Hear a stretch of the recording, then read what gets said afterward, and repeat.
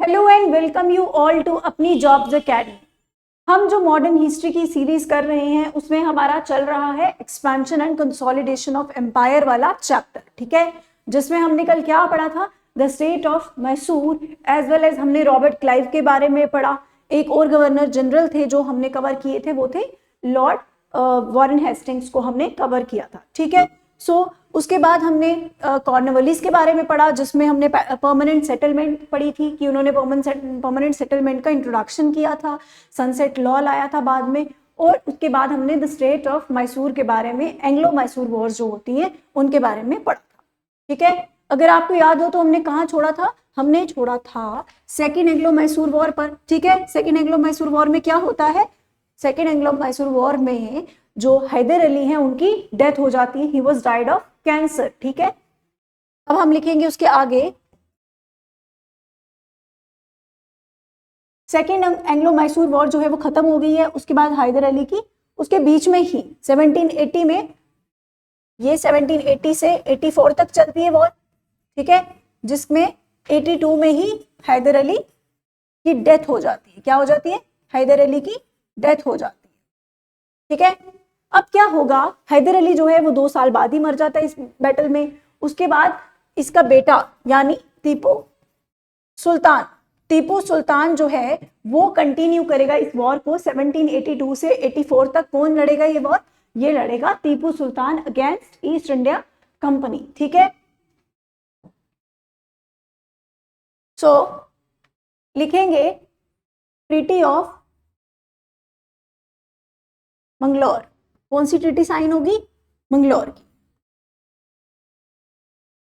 1784।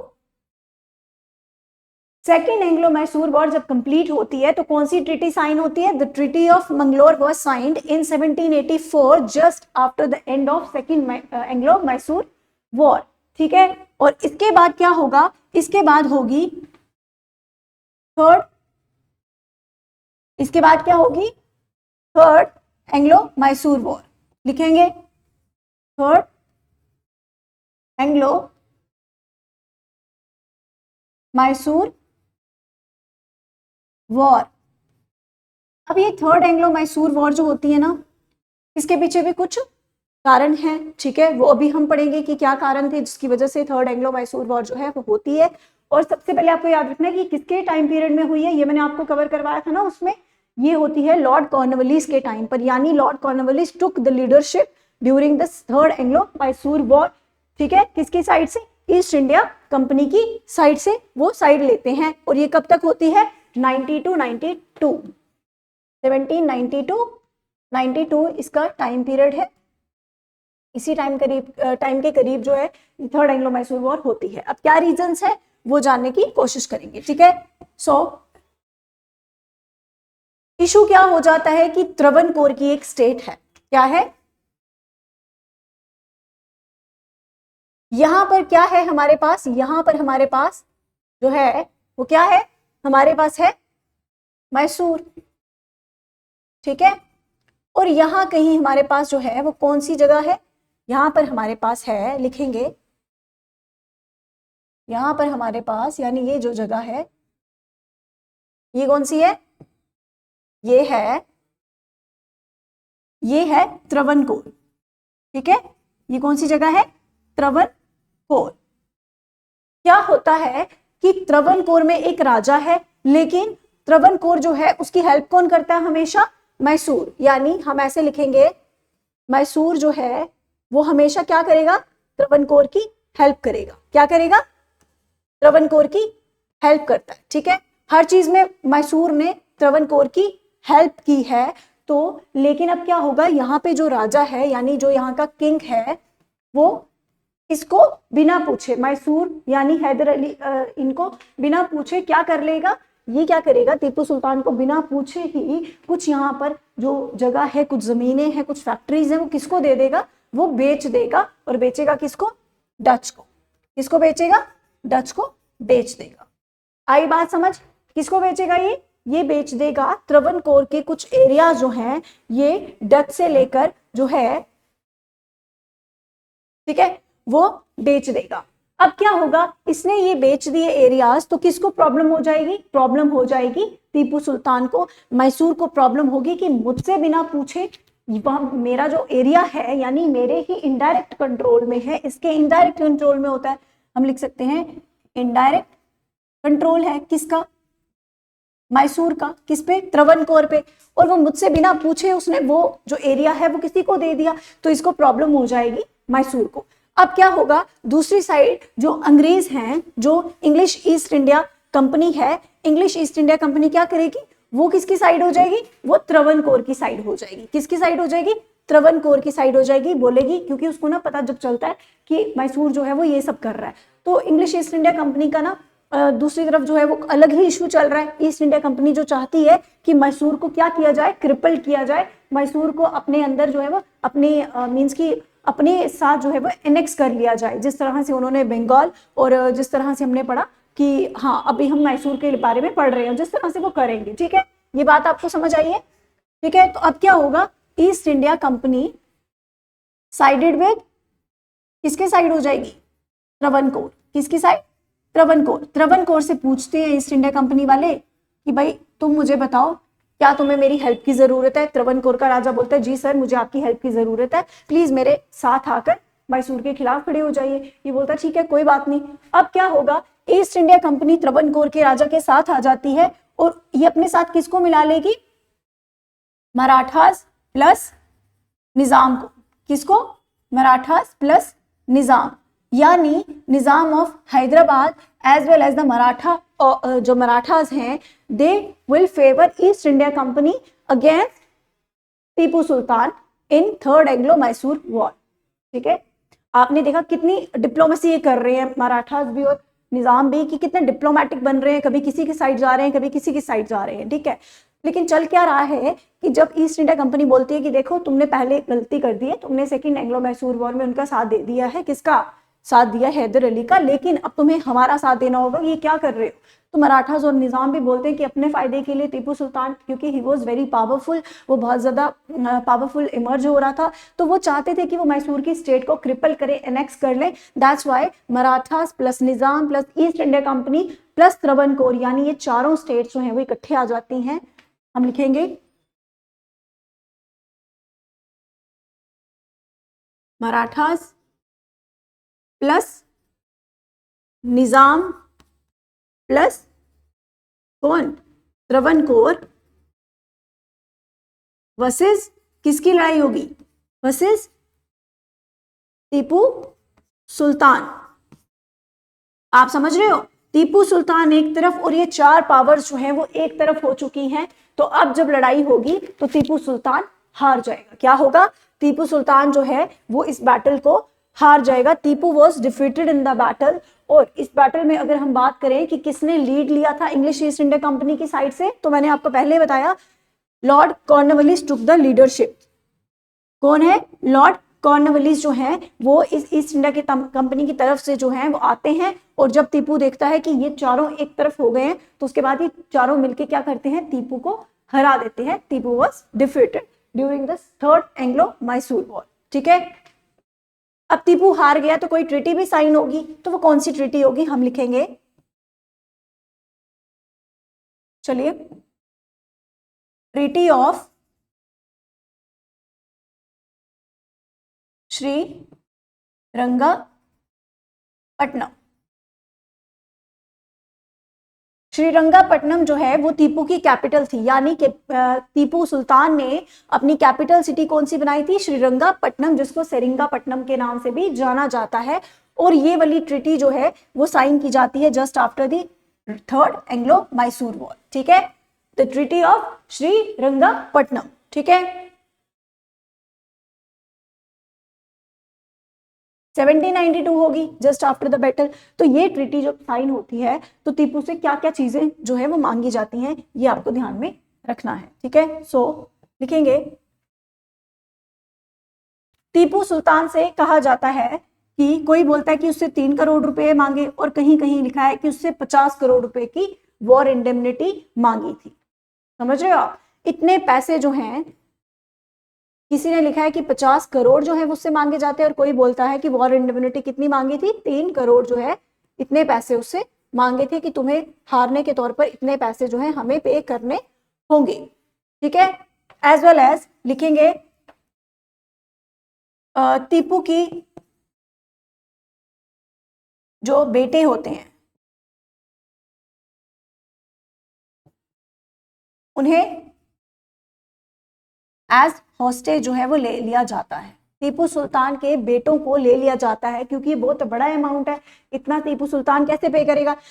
Mysore was not that much a big, हम बोलेंगे कि सिटी बहुत बड़ी जो है वो स्टेट नहीं थी उस टाइम पर। तो टीपू सुल्तान से कहा जाता है कि हम आपके बेटे जो हैं एज हॉस्टेज ले लेंगे, तो जब आप ये पैसे पूरे लौटा दोगे तो फिर आपके बेटों को छोड़ दिया जाएगा। ठीक है, ये स्टोरी आपको समझ आई। अब हम देखेंगे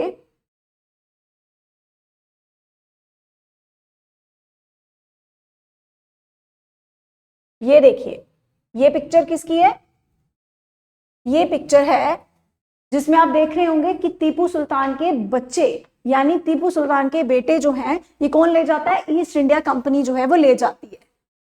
ये कौन है, टीपू सुल्तान के बच्चे। ठीक है, ये इन्हें कौन लेकर गया, ईस्ट इंडिया कंपनी ले जाती है। और ईस्ट इंडिया कंपनी क्या बोलती है, ईस्ट इंडिया कंपनी बोलती है जब तक आप इतनी वॉर इंडेमनिटी जो है वो पे नहीं कर देते, आपके बेटों को रिहा नहीं किया जाएगा, हम आपके बेटों को लेकर जा रहे हैं। और ये सब कब की बात है, ये थर्ड एंग्लो मैसूर वॉर के बाद जो ट्रीटी ऑफ श्रीरंगापट्टनम या फिर हम उसे सेरिंगापट्टनम भी कहते हैं 1792 में वो साइन की जाती है, उस वक्त की ये बात है। ठीक है, सो लेट्स गो बैक। अब हम देखेंगे, हमने ये पढ़ लिया। ठीक है, अब आगे हम पढ़ेंगे इसके बाद क्या होगा। देखें, इसके बाद होता है, इसके बाद होगी फोर्थ एंग्लो मैसूर वॉर। क्या होगी, फोर्थ एंग्लो मैसूर वॉर। और इसकी डेट क्या है, ये ना थोड़े महीनों के लिए ही होगी। कब के लिए, थोड़े से महीनों के लिए। 1799 में ही ये वॉर शुरू हुई और उसके बाद वहीं पर खत्म हो जाती है। और इस बैटल की, इस वॉर की सिग्निफिकेंस क्या है, इसकी सिग्निफिकेंस ये है कि इसमें टीपू वॉज किल्ड, टीपू को मार दिया जाता है। State of Mysore was annexed, Mysore को एनेक्स कर लिया जाता है। ठीक है, और उसकी टीपू की जो फैमिली होती है, टीपूज फैमिली, उनको डिटेन कर लिया जाता है। ठीक है, समझ रहे हैं। फोर्थ एंग्लो मैसूर वॉर में टीपू सुल्तान को मार दिया जाता है, मैसूर एनेक्स कर लिया जाता है और उसके परिवार के साथ क्या हुआ, उन्हें डिटेन कर लिया गया। That was in the fourth Anglo Mysore war. ठीक है, टीपू सुल्तान के बारे में कुछ फैक्ट्स अगर आपको बताऊं कि टीपू सुल्तान ने अपनी कैपिटल कहां बनाई, श्रीरंगापट्टनम, जिसे सेरिंगापट्टनम के नाम से भी जानते हैं। एज वेल एज अगर बात करें तो जैकोबिन क्लब ऑफ फ्रांस के मेंबर थे Tipu Sultan. As well as tree of liberty जो है इन्होंने प्लांट किया अपनी कैपिटल सिटी श्रीरंगापट्टनम में।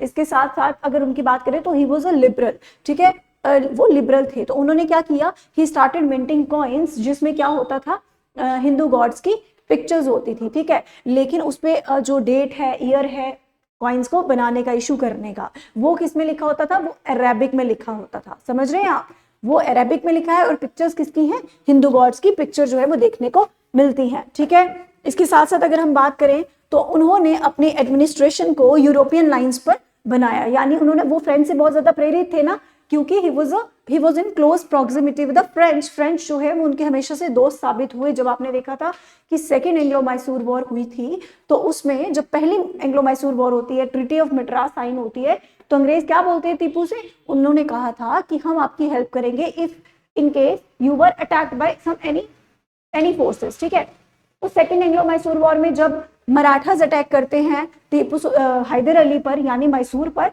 तो कौन साथ देता है उनका? फ्रेंच साथ देते हैं, ना कि अंग्रेज। अंग्रेज मना कर देते हैं साथ देने से।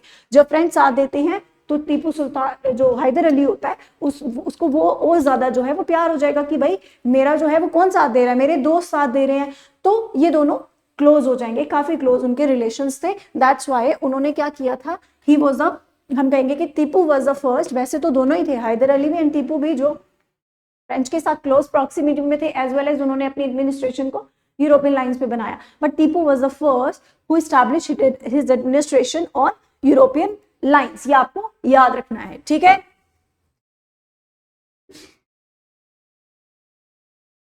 एक फैक्ट लिख लेंगे, टीपू सुल्तान को क्या कहा जाता है, कौन सा टाइटल के नाम से जाना जाता है? Tiger of Mysore, tiger of Mysore, ठीक है, ये आपको याद रखना है। Who is known as the tiger of Mysore? Tipu Sultan. ये भी आपसे पेपर में क्वेश्चन पूछ सकता है, ठीक है। चलिए अब हम पढ़ेंगे लॉर्ड वेलेस्ले के बारे में। किसके बारे में पढ़ेंगे? Lord Wellesley.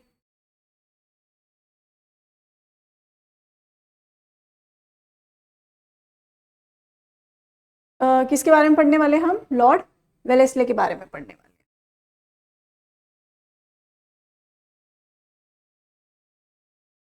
ये है लॉर्ड वेलेस्ले, जिन्होंने कौन सा सिस्टम जो है वो एस्टैब्लिश किया? सब्सिडरी अलायंस का सिस्टम। कौन सा? सब्सिडरी अलायंस, ठीक है। देख रहे हैं आप, जैसे हमने कल पढ़े थे ना रॉबर्ट क्लाइव, उनकी पिक्चर्स देखी थी ताकि आपको भी थोड़ा याद रहे, ठीक है। वॉरेन हेस्टिंग्स देखा था हमने, फिर कॉर्नवालिस के बारे में देखा था। तो ये कौन है? ही इज लॉर्ड वेलेस्ले, ठीक है, जिनका टाइम पीरियड है 1798 से लेकर 1805 तक। चलिए इनके बारे में कुछ फैक्ट्स जो है वो जान लेते हैं।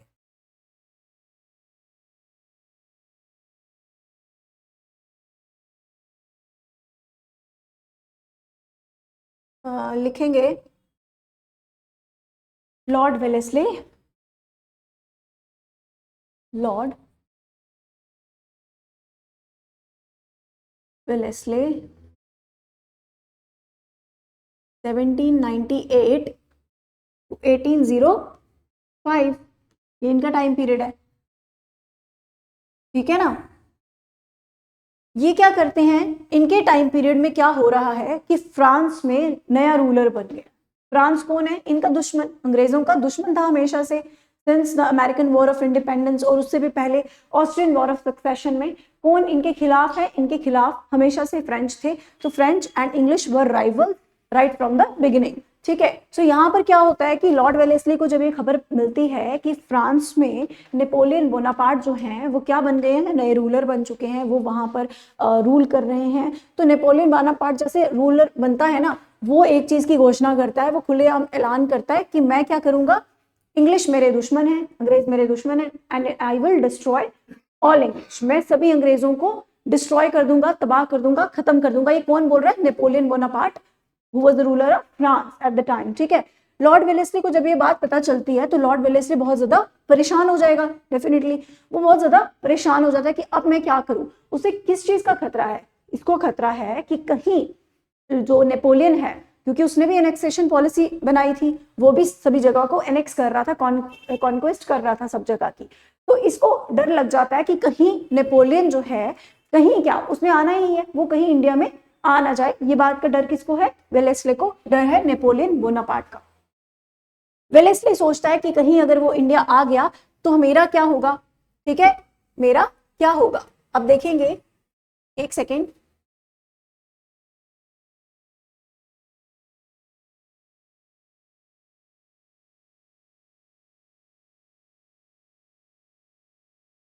अगर हम देखें, देखो इंडिया का मैप जो है वहां पे इन्होंने मैसूर जो है वो इन्होंने क्या किया है, अपने कब्जे में कर लिया हुआ है, ठीक है। लेकिन जब हम बात करेंगे किसकी, ये खुलेगा ही नहीं अभी, ठीक है। जब हम बात करेंगे बंगाल की, मैसूर की, वो तो इनके पास आ गया है, अंग्रेजों के पास वो आ गया है। लेकिन क्या राजपूत जो हैं, क्या सिख जो हैं, वो इनका कहना मान रहे हैं? मराठा जो है वो इनका कहना मान रहे हैं? नहीं मान रहे हैं। इट मीन्स जो राजपूत हैं, सिख हैं,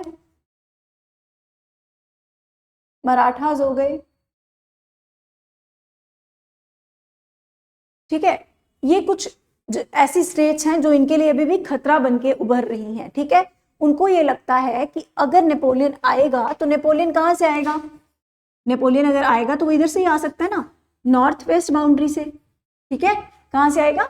नॉर्थ वेस्ट बाउंड्री से। तो नेपोलियन अगर यहाँ से आएगा तो हमें क्या करना होगा? हमें उसको रोकने के लिए कुछ तो करना पड़ेगा, लेकिन ऐसा हम कर ही नहीं सकते कि एकदम से हम जाकर सारी स्टेट्स को एनेक्स कर लें, सारी स्टेट्स को जीत लें, ऐसा तो हो नहीं सकता। यहाँ राजपूत हैं, यहाँ सिख हैं, तो हम कैसे इनको जीतेंगे? ये बड़ा मेन इशू था। तो ये क्या करेगा?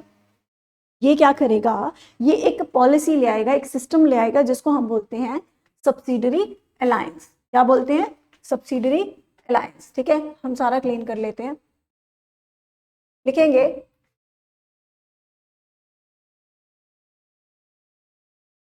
Subsidiary alliance. अब आपसे पेपर में क्वेश्चन क्या पूछेगा? पेपर में क्वेश्चन आएगा who introduced the system of subsidiary alliance? किसने किया? लॉर्ड वेलेस्ले ने किया। फिर उसके बाद आपसे पूछा जा सकता है कि जो सब्सिडरी अलायंस है ये, इसमें क्या क्या जो है वो स्टेटमेंट्स देगा, वो स्टेटमेंट बेस्ड क्वेश्चन डाल सकता है कि ये वाली स्टेटमेंट जो है इसमें आती है या नहीं। इट मीन्स कि सब्सिडरी अलायंस के अंडर क्या क्या जो है शर्तें रखी गई, क्या क्या चीजें जो है वो कही गई, वो आगे हम पढ़ेंगे, वो आपके लिए याद रखना जरूरी है, ठीक है।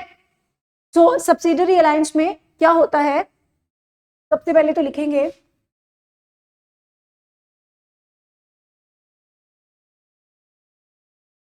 जो सिग्नेटरी स्टेट है, इट मीन्स जो स्टेट साइन करेगी इस अलायंस सिस्टम को, उसे क्या करना होगा? उसे एक ब्रिटिश का जो कंपनी की तरफ से एक आदमी होगा, उनको कंपनी के एजेंट को अपनी स्टेट में डिप्लॉय करना होगा। क्या लिखेंगे? ईस्ट इंडिया कंपनी के किसी एक पर्सन को क्या करना होगा? Signatory state had to deploy company's agent or company's person in their state, ठीक है, on the expenses of their own। समझ रहे हो? अपने खुद के खर्चे पर उन्होंने क्या करना है? उन्होंने किसी एक ब्रिटिश रेजिडेंट को, एक ब्रिटिश कंपनी के आदमी को जो है अपनी स्टेट में डिप्लॉय करना है।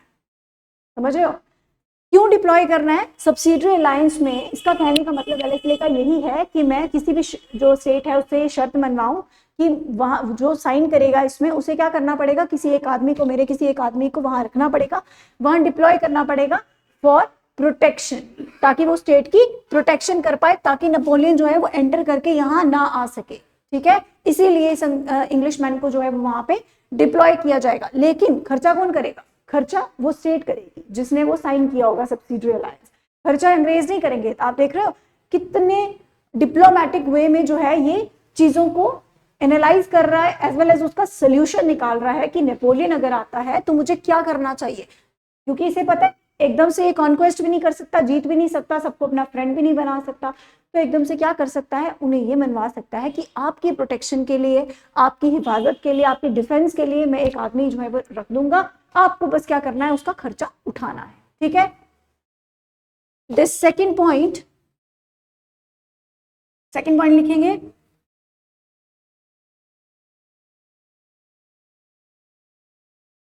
एक और आदमी रखा जाएगा, एक रेजिडेंट रखा जाएगा, यानी कंपनी का एक आदमी जो है वो रखा जाएगा सिग्नेटरी स्टेट में, वहीं पर। कहाँ रखा जाएगा? वहीं पर, उसी स्टेट में जो ये साइन करेगी ये सिस्टम।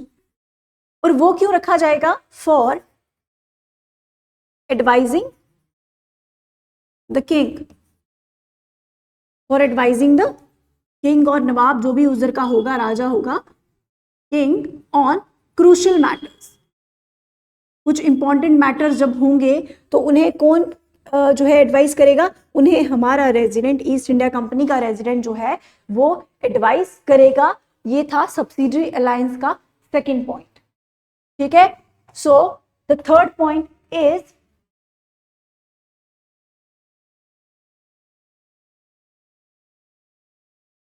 और इस सब्सिडरी अलायंस को अगर आप साइन करते हो तो आपको एक चीज करनी है, state can't make friendly relations, can't make friendly relations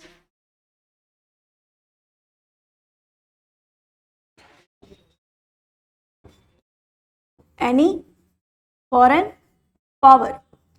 किसी भी बाहर के देश के साथ हम क्या नहीं करेंगे, हमें जो है फ्रेंडली रिलेशंस नहीं बनाने बिना अंग्रेजों से पूछे। ये कौन बोल रहा है? ये वही लोग बोलेंगे, वही साइन करेंगे जिन्होंने सब्सिडरी लाइन साइन किया है। समझ आई? सब्सिडरी लाइंस में 3 मेन पॉइंट्स हैं। पहला है कि स्टेट्स को अलाउड नहीं है कि वो किसी के साथ भी इंडिपेंडेंटली रिलेशंस रखें।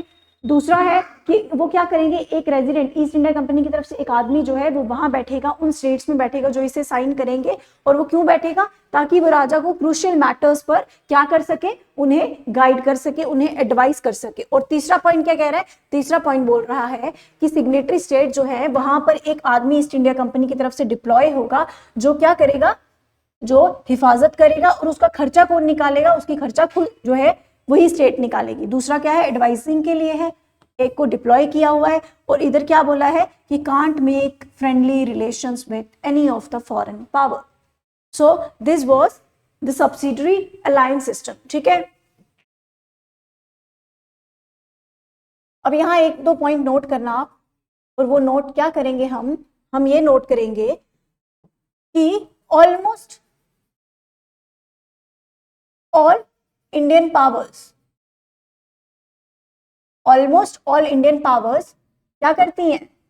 Signed the agreement. वो इस सब्सिडरी अलायंस को साइन कर देती हैं, साइन द सब्सिडरी अलायंस। ठीक है, शॉर्ट में लिखा है सभी, ऑलमोस्ट ऑल द जो सारी ऑलमोस्ट क्या होती हैं, जो पावर्स होती हैं, वो क्या करेंगी, इस एग्रीमेंट को साइन कर देंगी। लेकिन कुछ होंगी जो नहीं करेंगी, और वो बाद में किसके लिए चैलेंज बन जाएंगी? लॉर्ड वेलेस्ले के लिए चैलेंज भी बनकर सामने आएंगी। ठीक है, so the next point is, लिखेंगे द नेक्स्ट पॉइंट। सबसे बड़ी बात, हमने अभी बात की थी कि कॉर्नवालिस के टाइम पर थर्ड एंग्लो मैसूर वॉर हुई है, बट फोर्थ वाली जो है वो फोर्थ वाली बाद में होगी, और फोर्थ वाली वेलेस्ले के टाइम पर होगी। और साथ ही साथ तब तक उसको क्या किया था, उन्होंने टीपू को हराया था, उसके बेटों को एज हॉस्टेज जो है, उन्होंने पिक्चर भी देखी, उसको ले लिया था। लेकिन टीपू को मारा तो नहीं गया था ना, वो तो फोर्थ बैटल में मारा जाता है। ठीक है, हमने वो पढ़ ली है ना फोर्थ वाली, तो वो बाद में आएगी। ठीक है, होता क्या है कि तब तक टीपू को हराया हुआ है, पर टीपू का हौसला अभी भी नहीं टूटा है। तो टीपू क्या करेगा? Tipu refused to sign this agreement. Tipu मना कर देता है इस एग्रीमेंट को साइन करने के लिए, यानी sign the subsidiary alliance. Tipu subsidiary alliance जो है उसको मानने से मना कर देता है, he refuse to sign the subsidiary alliance. और अब क्या होगा? और फिर होगी फोर्थ एंग्लो मैसूर वॉर, जो हमने पढ़ी, जो कुछ देर की हुई, और उसमें क्या हो गया?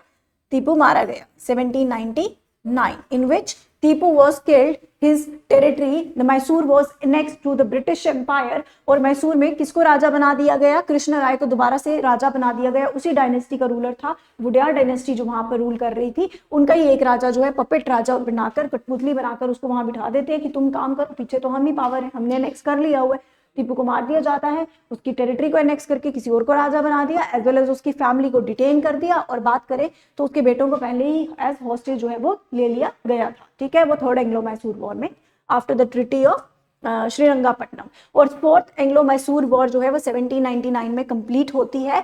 और ये क्यों होती है? इसीलिए क्योंकि टीपू सुल्तान ने मना कर दिया था to sign the subsidiary alliance of Lord Wellesley. ये किसके बारे में हम पढ़ रहे थे? लॉर्ड वेलेस्ले के बारे में पढ़ रहे थे। ठीक है। सो ये गवर्नर जनरल जो है ना वो बड़े इंपॉर्टेंट है, ये पेपर में आपसे सीधे सीधा सवाल आएंगे कि किसने कौन सा सिस्टम चलाया, किसका क्या कॉन्ट्रीब्यूशन था, ठीक है, इसको आपने ध्यान में रखना है। जैसे लॉर्ड डलहौजी आएगा बाद में, तो उसने एनेक्सेशन पॉलिसी जो है वो चलाई, डॉक्ट्रिन ऑफ लैप्स जो है वो चलाई। एनेक्सेशन तो ये भी कर रहा है, वो भी करेगा। He did annexation of Indian states through, ये किस सिस्टम से करेगा, सब्सिडरी अलायंस से, ठीक है। और वो एनेक्सेशन किस सिस्टम से करेगा, through the doctrine of lapse, कि जिनका भी खुद का वंश नहीं है उनकी टेरिटरी को हम एनेक्स कर लेंगे। जैसे रानी झांसी जो है, झांसी को भी, झांसी की जो टेरिटरी है उसको भी एनेक्स कर लिया जाता है। और किस बेसिस पे किया जाता है कि वहां पर रानी का अपना खुद का जो है बेटा नहीं है, ठीक है, उसने बेटा गोद लिया होता है। इसीलिए अब क्या होगा, ये सब हो गया। अब तो लॉर्ड वेलेस्ली का टाइम पीरियड जो है वो कंप्लीट हो जाता है। उसके बाद जो है कुछ रूलर्स, कुछ गवर्नर जनरल्स आएंगे, लेकिन वो इतने केपेबल नहीं होंगे, इतना कुछ खास कंट्रीब्यूशन उनका है नहीं। तो हम आगे क्या पढ़ेंगे, हम आगे पढ़ेंगे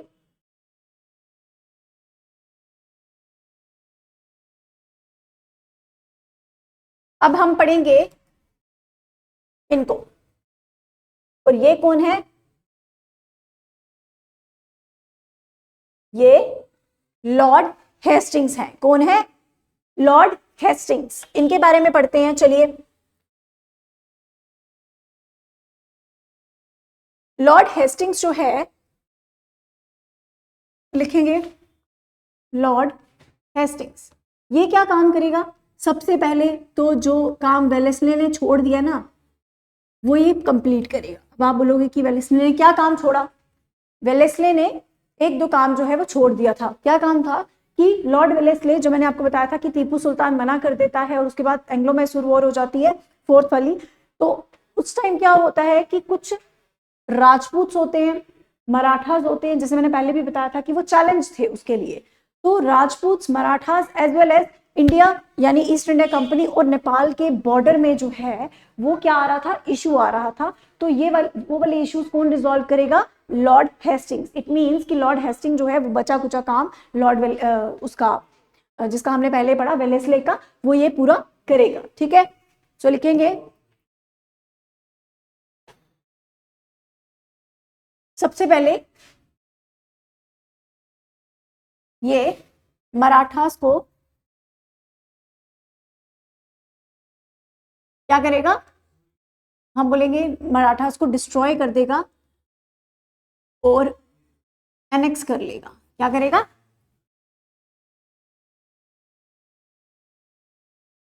ठीक है। उसके बाद ये क्या करेगा, make friends with the Rajput. ये क्या करेगा, राजपूत के साथ अलायंस कर लेगा। लिख लेते हैं अलायंस विद राजपूत, ठीक है।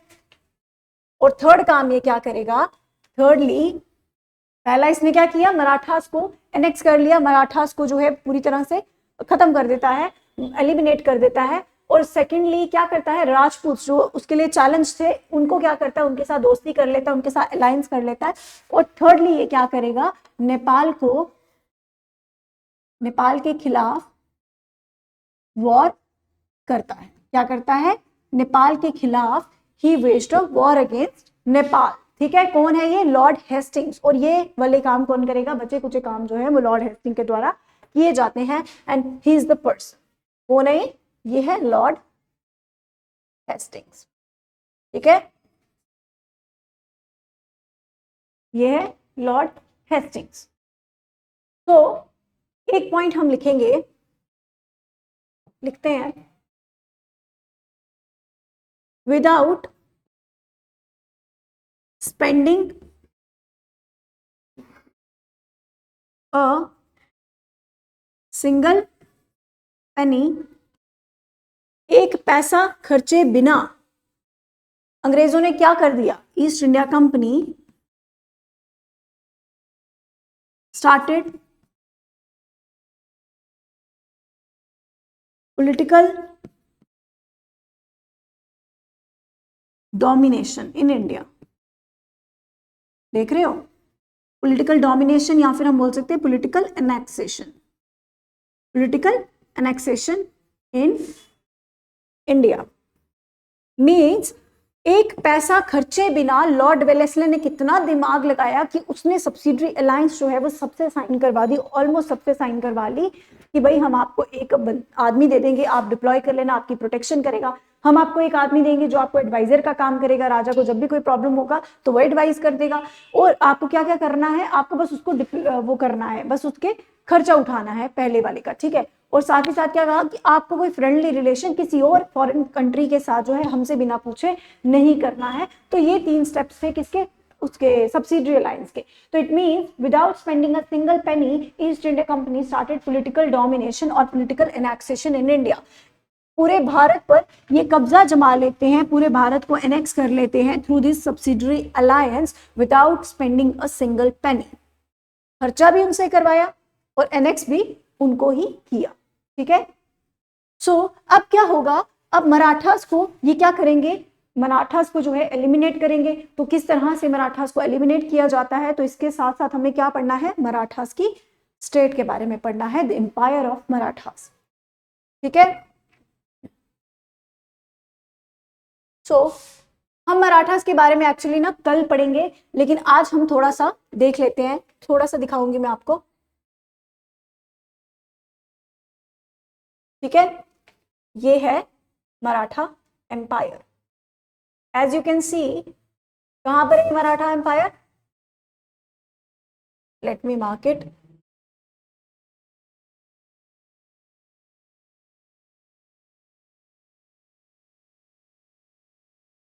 ये है मराठा एम्पायर। क्या है ये, मराठा एम्पायर।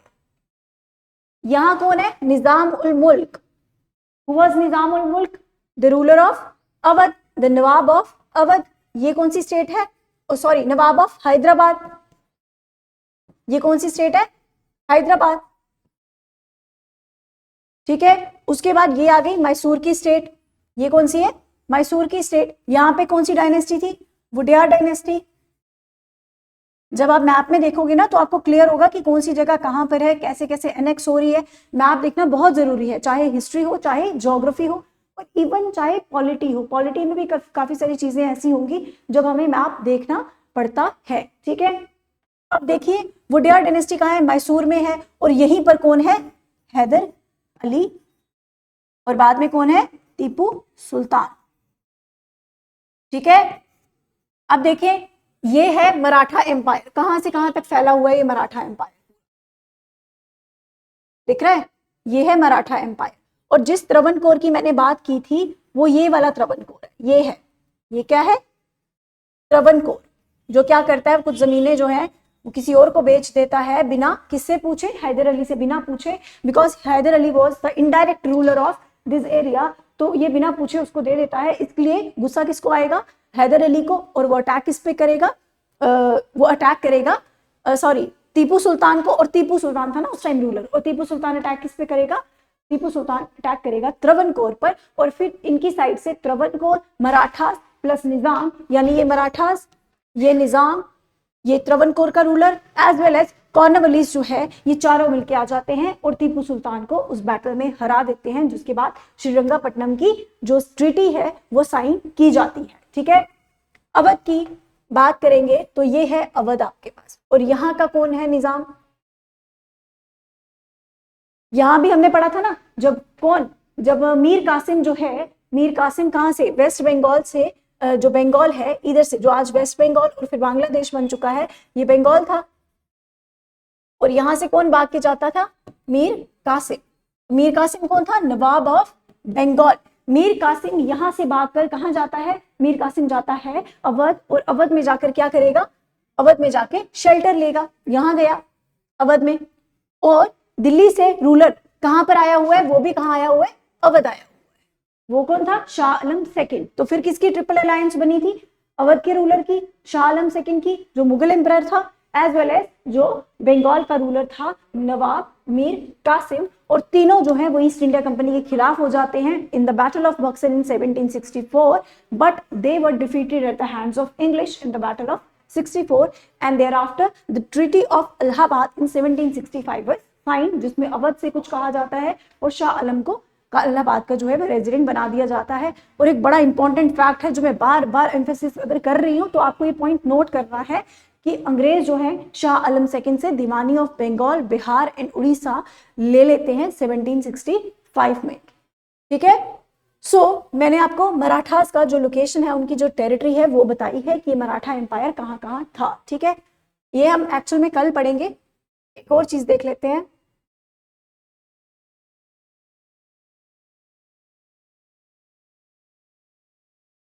जिनका नाम हम बहुत सुनते आए हैं किताबों में, बुक्स पढ़ते हैं इनके नाम की।